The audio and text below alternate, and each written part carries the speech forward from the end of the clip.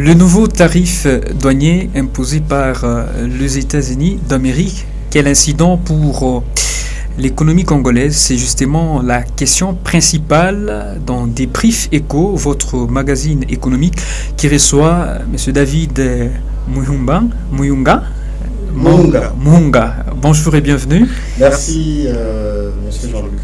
Vous êtes économiste en gestion financière et membre du collectif des économistes au Congo. Merci d'accepter notre invitation.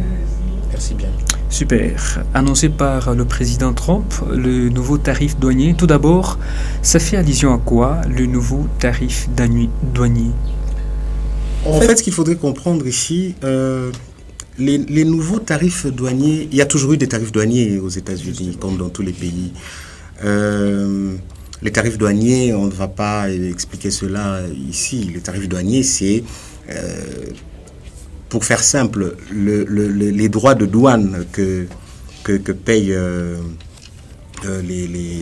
les importateurs ou les exportateurs lorsqu'ils franchissent la douane, donc la frontière d'un pays à un autre. Alors, pour entrer dans le vif du sujet, ça a beaucoup fait couler d'encre et de salive, cette histoire des nouveaux tarifs douaniers des États-Unis, par notamment l'administration Trump. En fait, il s'agit ici d'une façon de protéger les industries locales américaines. En fait, l'administration Trump a estimé que la balance commerciale des États-Unis était déficitaire, que ce soit de manière bilatérale ou globale. Je m'explique en disant une balance commerciale déficitaire, c'est en fait lorsque un pays A importe plus en provenance d'un pays B qu'il exporte vers ce pays-là. C'est-à-dire il achète plus à B que B achète à lui. Et ça fait que le volume, le flux d'importation est plus, disons, grand que celui, donc parlons des volumes, celui à l'exportation.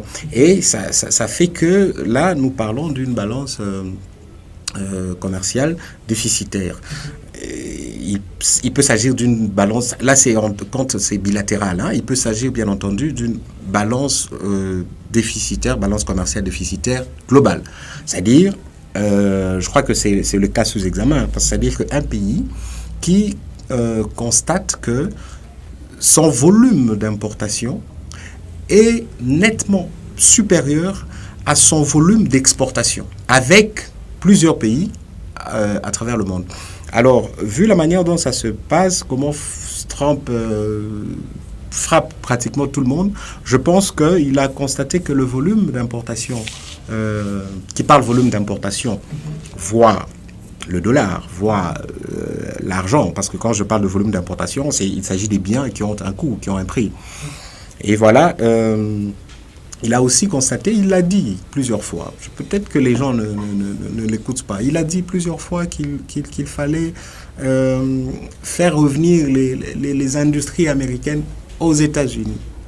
Donc voilà, c'est comme ça qu'il a jugé bon de frapper en imposant ces nouveaux tarifs douaniers. Donc il s'agit là d'une politique protectionniste d'un État qui est interventionniste, qui veut protéger ces industries, ces producteurs locaux. Sur 54 pays africains, il y a 51 frappés par ces nouveaux tarifs douaniers. Quelle est votre impression? Oui, c'est plus ou moins exact, hein, dans la mesure où le Burkina Faso d'Ibrahim Traoré et les Seychelles ne sont pas initialement frappés par ces mesures-là. Si vous voulez mon impression sur le fait que les pays africains soient aussi frappés, c'est Trump n'a pas voulu faire exception, en fait. il a voulu donner un signal. Il a voulu inverser la tendance mondiale. Il a toujours dit qu'il voudrait... Bon, moi, j'appelle ça tendance mondiale. D'autres personnes appellent l'ordre mondial établi. Il veut changer cet ordre mondial. C'est ça son objectif. Donc, il ne pouvait pas faire de l'Afrique une exception. C'est comme ça que les pays africains aussi sont frappés. Malheureusement, il y a cette sorte de disparité dans les mesures qu'il a prises. Parce que, je vais être franc avec vous, tout étant économiste, ce que Trump a fait, ça nous fait réfléchir à deux fois. Parce que il fait des choses que nous n'avons pas étudiées en sciences économiques, en fait. C'est une révolution en termes d'économie politique. En tout cas, il nous a renvoyé en plein dans nos notes. Parce que ce qu'il fait, en fait, Trump frappe chaque pays avec sa dose. C'est comme un médecin qui traite différemment les malades, qui peuvent avoir une même maladie, mais à des degrés différents. Je m'en vais vous donner pour exemple, parce que vous parlez de l'Afrique, aujourd'hui, le Lesotho est frappé à 50%. Le Lesotho, il produit du textile, il fabrique des jeans, d'accord? Des marques américaines d'ailleurs.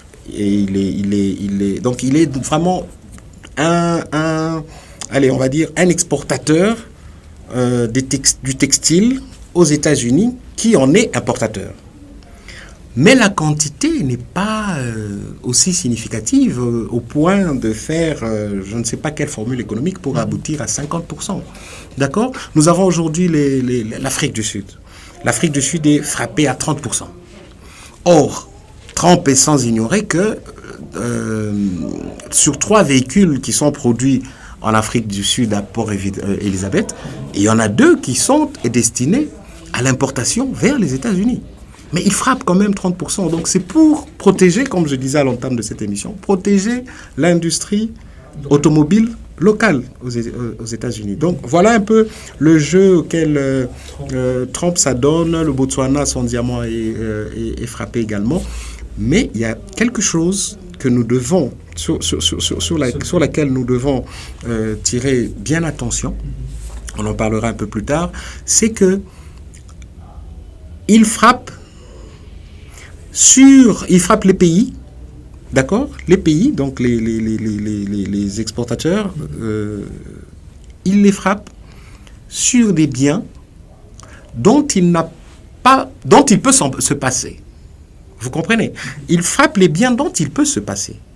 Et c'est là que je ne... Allez, en tant qu'économiste, je dirais, pour emprunter l'expression de Friedrich List, qui est un grand économiste, il part un peu vers le mercantilisme. Ce n'est plus vraiment du protectionniste à proprement parler. Pourquoi je dis cela? Aujourd'hui, l'Afrique du Sud est frappée pour son industrie automobile à 30%. Mais les minéraux sud-africains dont Trump a besoin ne sont pas frappés, ils sont exemptés. Notamment le platine, l'or, un peu de cuivre, du manganèse. Là, il n'a pas frappé parce qu'il en a besoin. Donc, voilà, ça ne m'étonne pas que l'Afrique du Sud, qui est le premier exportateur vers les États-Unis, le premier exportateur africain vers les États-Unis, puisse être frappé assez fort, en fait. Et aussi, il y a quelque chose, si vous permettez, je voudrais ajouter quelque chose. L'Afrique du Sud aujourd'hui, donc en 2025, contrairement à 2023 où on voyait un peu une tendance égyptienne et nigériane un peu bousculer un peu l'Afrique du Sud, mais aujourd'hui en 2025, la tendance est telle que l'Afrique du Sud atteigne un PIB, un produit intérieur brut, de 414,34 milliards de dollars américains. Donc c'est le premier pays aujourd'hui en termes de la première puissance économique de l'Afrique. Et quand on fait une guerre, celui qui sort sa tête de l'eau on frappe. Donc voilà, c'est comme ça que les pays africains sont frappés, chacun à sa manière, avec bien entendu la RDC avec 11%. Je préviens déjà, la RDC qui fait partie aussi de pays africains, frappés par cette nouvelle taxe douanière imposée par le pays de l'oncle Sam. À quelles conséquences? Quelle incidence sur l'économie congolaise? Bon, tout d'abord, africaine et puis congolaise. On peut y aller comme ça. D'accord, ok. Ça va aller de pair. Hein. Donc, la RDC étant en Afrique, ça va un peu aller de pair. Alors, comme vous l'aurez compris, lorsque les produits sont frappés aussi fortement en termes de droits de douane, ça les rend, disons, moins compétitifs sur un certain marché ciblé. Ici, le marché cible, c'est le territoire américain. Donald Trump veut que le territoire américain soit un théâtre d'hostilité économique tel que il frappe plus fortement certains biens, il rééquilibre un peu dans son industrie, il va revitaliser certains secteurs, notamment l'acier, l'aluminium et tout ça pour casser l'acier venant de Chine et tout ça. Alors, en ce qui concerne particulièrement l'Afrique, il y a plusieurs conséquences. Parce que notamment, vous avez l'érosion de la compétitivité. Parce que les produits qui sont durement frappés ne peuvent plus se vendre au même prix. Ce qui va entraîner une hausse de prix. D'accord ? Les prix des produits africains sur le territoire américain vont galoper. Et ce qui va rendre beaucoup plus compétitifs les produits américains, moins compétitifs les pays provenant d'Afrique, puisqu'ayant été frappés à l'entrée. Parce que, tenez-vous bien, quand un commerçant, une firme commerciale vend un produit, les droits de douane font partie, c'est la plus grande partie du coût. Donc, d'abord, le prix du produit lui-même. Un produit peut coûter $100, la douane 20%. Allez, on a $40 dessus, donc, et ainsi de suite. Donc, tous ces coûts, Trump sait qu'ils seront répercutés sur les prix finaux. Et c'est là que c'est un peu trop controversé en ce moment, parce qu'il y a même des consommateurs américains qui vont en pâtir. On en parlera. Pour revenir à l'Afrique, donc il y a ça. Il y a le fait que les produits africains sur le territoire américain ne seront plus compétitifs. Et il y a aussi le fait que les investissements, ce qu'on appelle les IDE, hein, les investissements directs étrangers, qui seront ralentis, qui vont même peut-être subir une extinction. Parce que, voyez-vous, les grandes firmes, les investisseurs qui aimeraient bien investir en Afrique, dans des secteurs orientés vers l'exportation à destination des États-Unis, ils seront réticents. Ils vont se dire que ce n'est pas un marché porteur. Donc, ça va avoir comme conséquence le manque d'investissement en Afrique, manque d'investissement avec tout son corollaire de conséquences. Ça signifie pas d'emploi, donc baisse d'emploi et difficultés économico-financières pour les communautés africaines. Et donc voilà. Et je peux ajouter un troisième élément en dehors de l'érosion de la compétitivité des produits africains sur le territoire américain, en dehors de la baisse, si pas l'extinction des IDE, les investissements directs étrangers. Nous avons aussi le fait qu'il y a des accords qui sont énervés en ce moment, parce que, souvenez-vous, l'AGOA aujourd'hui, c'est un programme économique. C'est un programme économique qui stimule en fait les investissements en Afrique, qui encourage le commerce en Afrique donc les exportations vers les États-Unis. Aujourd'hui, il y a péril en la demeure du côté de l'AGOA. Donc c'est un peu tout ça, les conséquences qui vont frapper l'Afrique. au niveau de la RDC, c'est les mêmes conséquences? La RDC est un cas d'école. La RDC est un cas un peu particulier. Tout ce que j'ai dit en termes de détérioration de la compétition sur des produits africains sur les territoires américains, l'extinction, à la limite, la baisse des IDE, donc les investissements directs étrangers, ainsi que allez, on va dire la non prise en compte de l'AGOA. La RDC est dans tout ça. Mais pour la RDC, en fait, économiste étant, avec la RDC, quand on parle de commerce international, nous sommes très mal à l'aise. Parce qu'aujourd'hui, la RDC est dans une posture telle que la RDC n'exporte rien directement. La RDC est envahie par des firmes étrangères qui peuvent être américaines, chinoises, suisses, canadiennes, qui, elles, se constituent en exportateurs des matières premières sans très très grande valeur ajoutée. Malheureusement, aujourd'hui, on arrive quand même ces entreprises arrivent quand même à sortir de nos territoires du cuivre raffiné. Mais vous sentez que la RDC n'est pas concernée directement. Mais attention, parce que ces entreprises qui opèrent en RDC, qui vont voir leurs matières premières, qui seront leurs cette fois-là, parce qu'elles auront déjà acheté à la RDC, qui verront ces matières premières frappées, ne seront plus compétitives. Donc on rentre dans ce cycle infernal, ces produits ne seront plus compétitifs, seront moins demandés, parce qu'ils auront tendance à être chers, n'est-ce pas? Ce qui fait que, une fois que la demande baisse, le prix baisse. Alors c'est vraiment la loi de l'offre et de la demande qui va s'imposer là. Le prix va baisser et avec comme conséquence le rejet de certains contrats sur la RDC en termes de matières premières.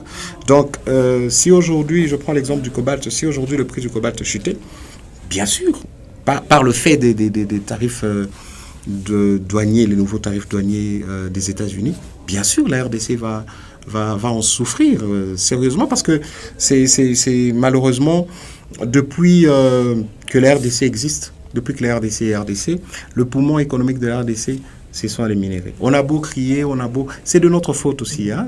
Je ne me sors pas du lot, parce que en tant qu'économiste, on devait avoir ce réflexe-là d'inciter nos jeunes à avoir des petites industries. C'est vrai qu'on accuse deux fois la SNEL qui ne produit pas un très très bon courant, mais on peut avoir des petites industries pour faire un petit jus, pour faire ceci, pour faire des allumettes. Ça ne demande pas forcément une très très grande consommation d'énergie électrique. Bien entendu, les responsabilités sont partagées.